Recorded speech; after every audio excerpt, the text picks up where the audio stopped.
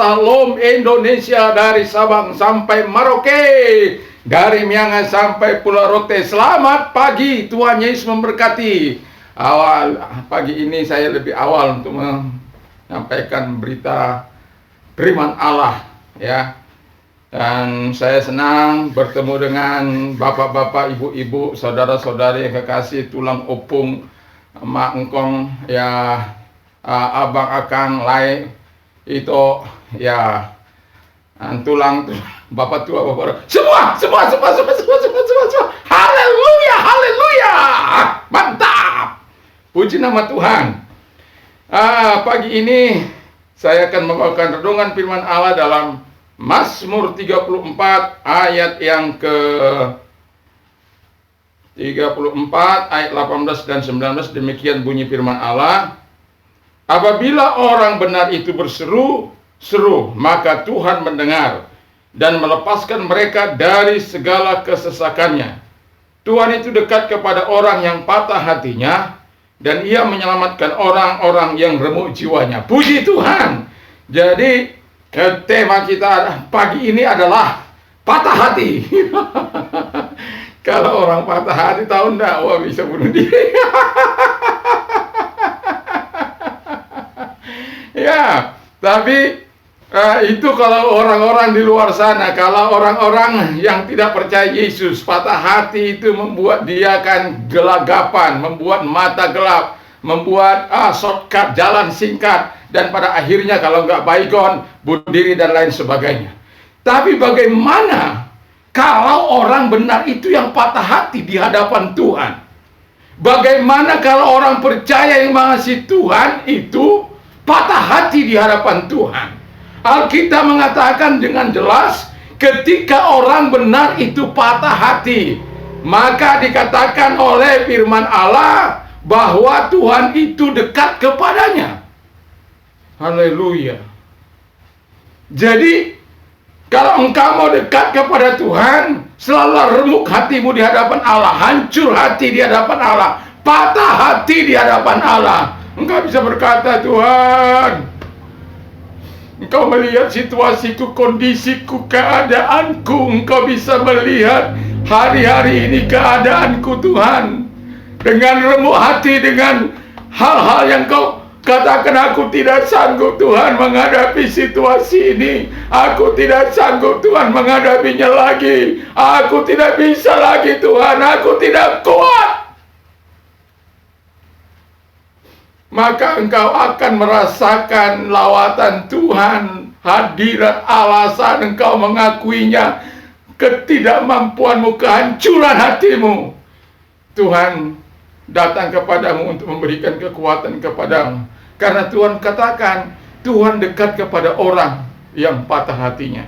Jadi seperti yang saya katakan tadi, patah hati orang benar membuat Tuhan dekat kepadanya. Jadi jangan sungkan, jangan malu mengatakan situasi hati kita di hadapan Tuhan. Ceritakan di hadapan Tuhan situasi keadaan yang demikian. Jangan lari kepada narkoba, jangan lari kepada hal-hal yang membuat hidupmu jauh lebih buruk.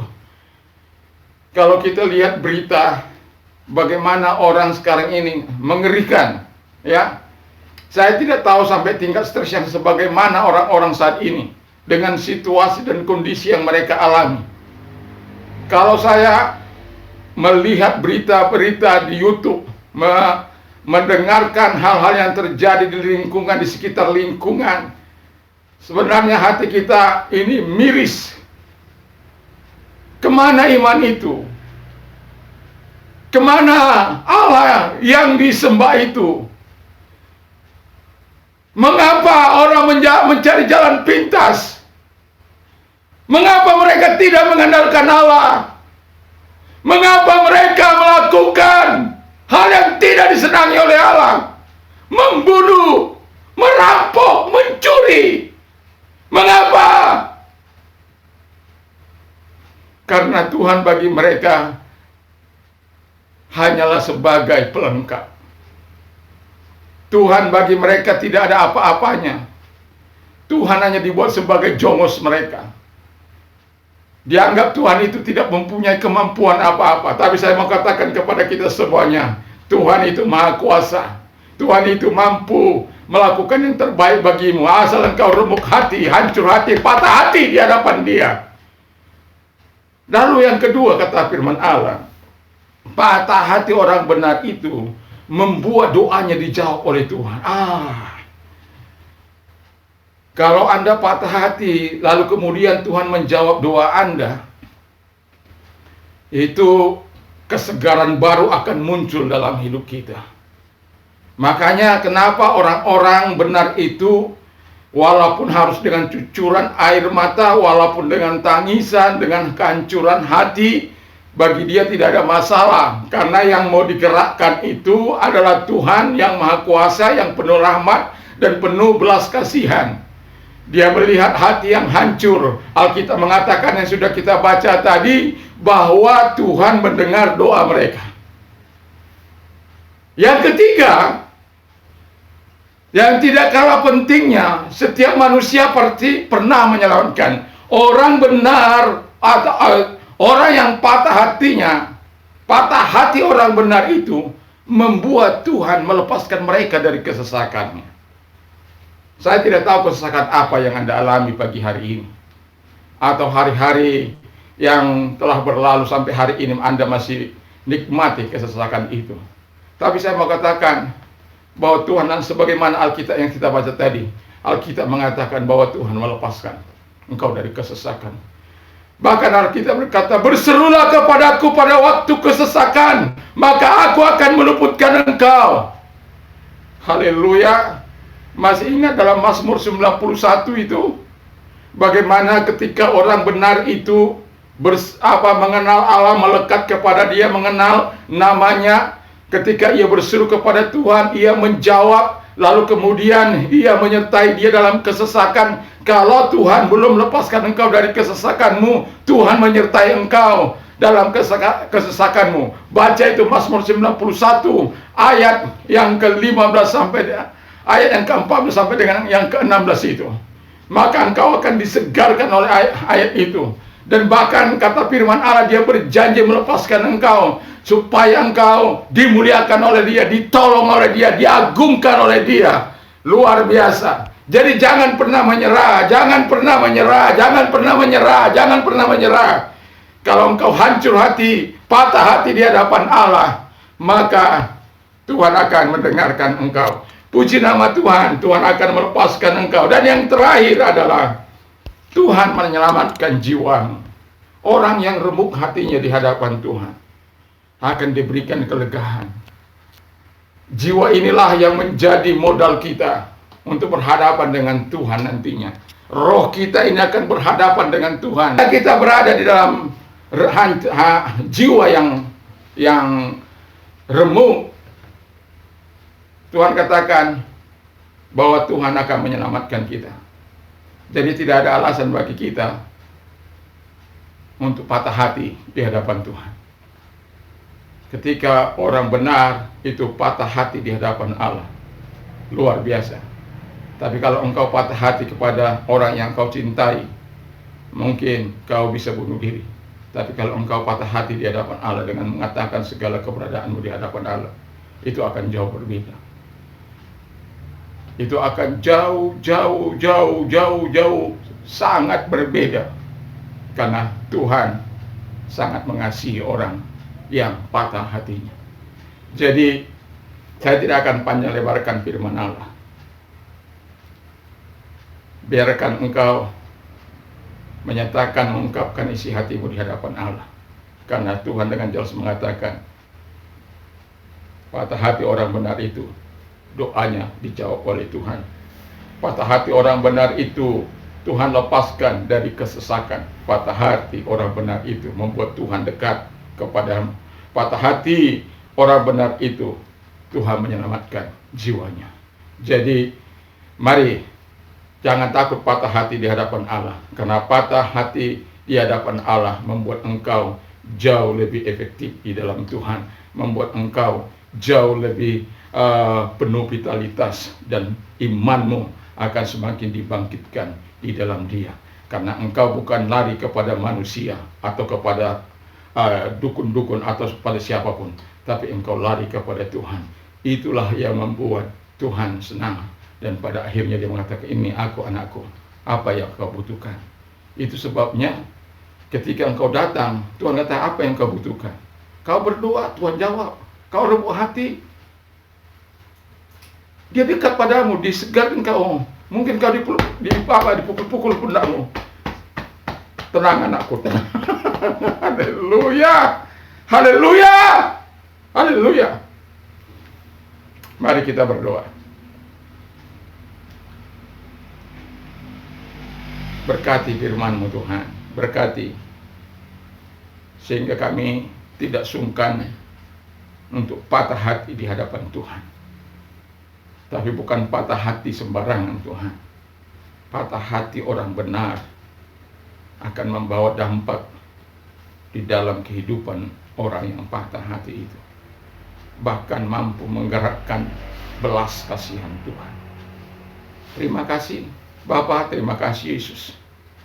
Dan Engkau melihat situasi kondisi masyarakat Indonesia dari Sabang sampai Merauke yang hari-hari ini tentu karena pandemi COVID-19 dengan segala variannya yang begitu menyesakkan.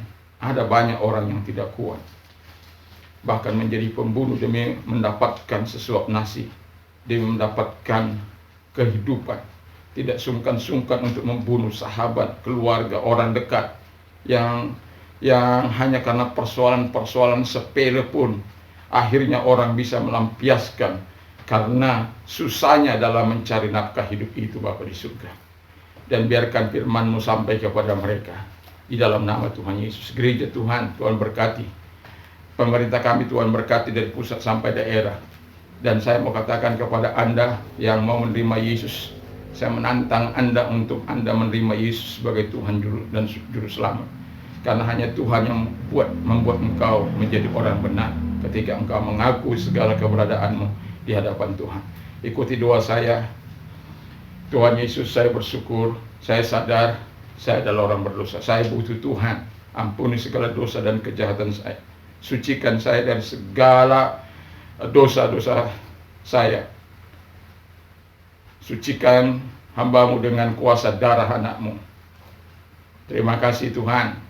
Sekarang saya membuka hati saya untuk Engkau masuk, menguasai hati, menjadi Raja, menjadi Tuhan dalam hidupku. Saat ini saya percaya, saya sudah menerima kehidupan yang kekal itu. Dalam nama Tuhan Yesus Kristus. Bagi Anda yang sakit, saya mau katakan kepada Anda, Tuhan Yesus masih punya kuasa untuk menolong engkau. Ketika engkau dalam kesesakan hatimu berteriak kepada Allah untuk kesembuhan. Sungguh Tuhan adalah Allah yang penuh belas kasihan. Apabila engkau datang dengan hati yang remuk, dengan hati yang hancur, Tuhan akan datang membebat engkau. Tuhan akan datang menyembuhkan engkau. Taruh tanganmu di tempat yang sakit dan percayalah kepada Tuhan Yesus Kristus. Mari kita berdoa. Bapa di surga, mereka-mereka yang sedang mengalami COVID, Bapa di surga, baik itu pasien dari orang-orang biasa, tenaga medis, aparat dan lain sebagainya, siapapun mereka Tuhan yang mengalami COVID, di dalam nama Tuhan Yesus Kristus, belas kasihan-Mu turun atas mereka. Sembuhkan anak bangsa ini Bapa di surga, di dalam nama Yesus. Sembuhkan mereka dari COVID di dalam nama Yesus. Ataupun COVID varian-varian baru Bapa di surga, di dalam nama Yesus kami berdoa agar Engkau Allah menyembuhkan dari Sabang sampai Merauke, dari Miangas sampai Pulau Rote, mereka-mereka yang mengalami COVID. Dan mereka-mereka yang sehat tetap Tuhan bungkus mereka dengan kuasa darah-Mu. Terima kasih. Dan bagi Anda yang mungkin cancer apa dan sebagainya, percaya dalam nama Tuhan Yesus engkau disembuhkan oleh Tuhan. Ginjal, sakit ginjal disembuhkan oleh Tuhan. Stroke kiri atau kanan dalam nama Yesus disembuhkan oleh Tuhan. Oh Bapa di surga, yang jantung koroner yang berencana pasang ring disembuhkan oleh Tuhan. Sembuhkan mereka secara mujizat-Mu Bapa di surga. Dan oleh bilur-bilur Yesus engkau telah disembuhkan, engkau telah dijamah. Percaya saja. Yang buta melihat, tuli mendengar, bisu berkata-kata, lumpuh berjalan, lepra tahir. di dalam nama Yesus Kristus. Kalau Anda tidak dapat kuat menghadapi lingkaran dosa sehingga Anda terus berjalan dalam lingkaran dosa, Anda diakan. Saya mau katakan, Yesus masih punya kuasa untuk membebaskan engkau. Taruh tanganmu, kalau engkau orangnya, taruh tanganmu di dada. Mari kita berdoa. Bapa, engkau melihat tangan mereka yang ditaruh di dada. Mereka mau terlepas dari ikatan dosa. Sama seperti hamba-Mu ketika di masa-masa lampau, Tuhan. Dan ada banyak orang yang kami tahu, yang ketika mereka melepaskan, tidak bisa melepaskan diri, datang kepadamu, membuka hati sedikit saja bagimu, dan engkau masuk, dan engkau memberikan mereka kelegaan dan mendegarkan jiwa mereka, memutuskan rantai dosa yang selama ini tidak mereka bisa lawan. Tapi karena kehadiran-Mu dalam hidup mereka, maka mereka terlepas dari ikatan dosa yang tadinya tidak berguna. Engkau bisa pakai mereka untuk menjadi alat-Mu bagi kemuliaan-Mu, bagi keagungan-Mu Bapa di surga. Hamba berdoa agar Engkau terus melatih mereka, menguatkan mereka, menyegarkan hidup mereka yang tadinya diaibkan akan dimuliakan oleh karena kehadiran-Mu dalam kehidupan mereka. Roh Kudus terus memimpin hidup mereka. Kalau engkau mengalami kesesakan sebagaimana Alkitab katakan tadi, maka jangan takut, berserulah kepada Tuhan dengan patah hati, dengan remuk hati.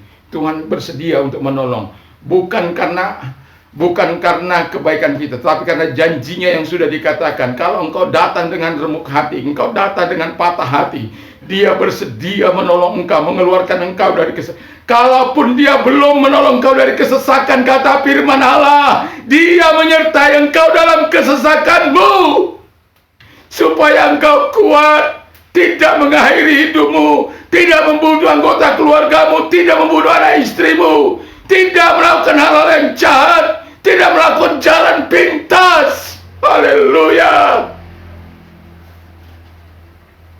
Dengarkan Tuhanmu, dengarkan Tuhanmu, dengarkan Tuhanmu.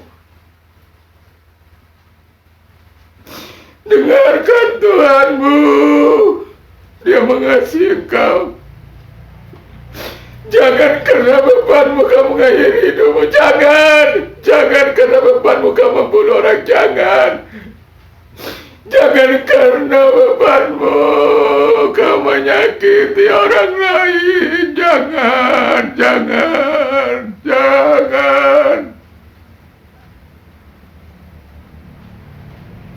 Bapak, tolong mereka, Bapak.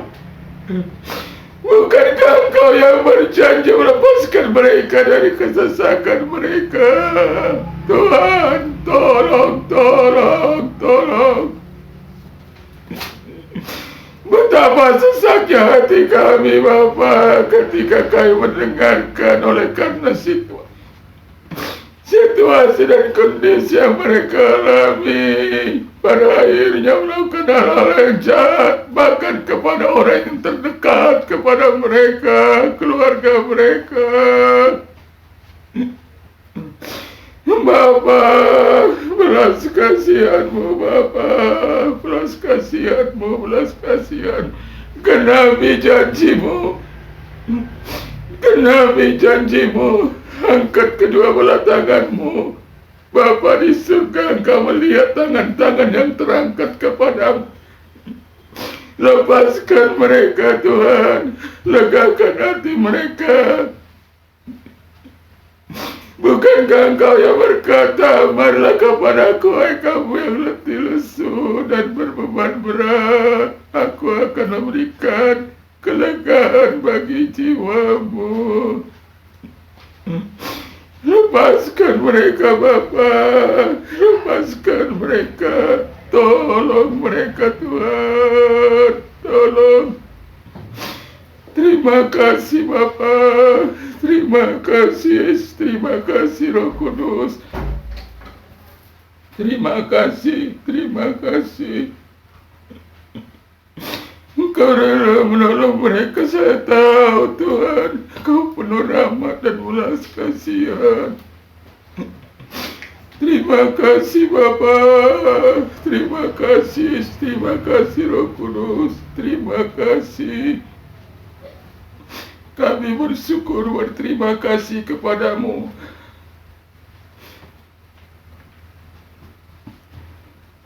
Dalam nama Yesus, haleluya. Amin. Saya berkatakan, bagi Anda yang sudah menerima Yesus sebagai Tuhan dan Juru Selamat,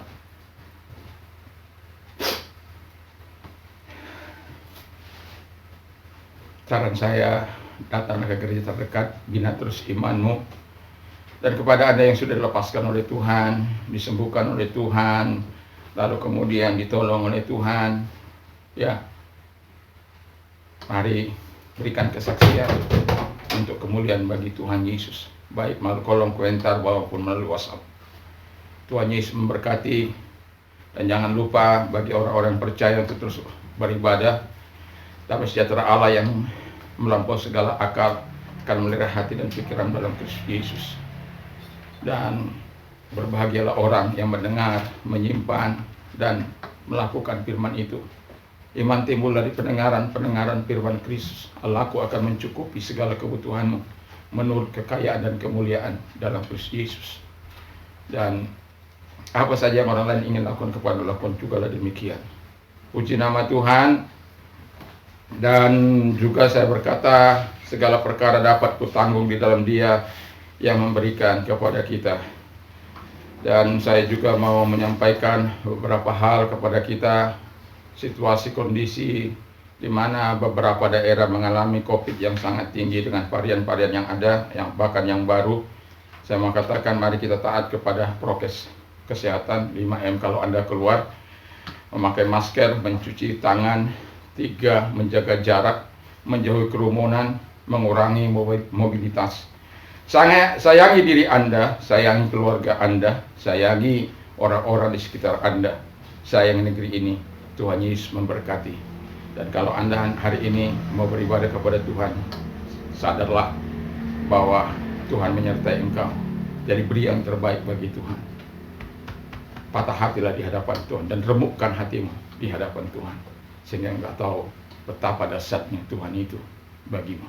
Tuhan Yesus memberkati. Salam bagi Indonesia, salam bagi Nusantara, dari Sabang sampai Merauke, dari Miangas sampai Pulau Rote. Hatiku mencintaimu, tapi Yesus jauh lebih mencintaimu. Tuhan Yesus memberkati. Amin.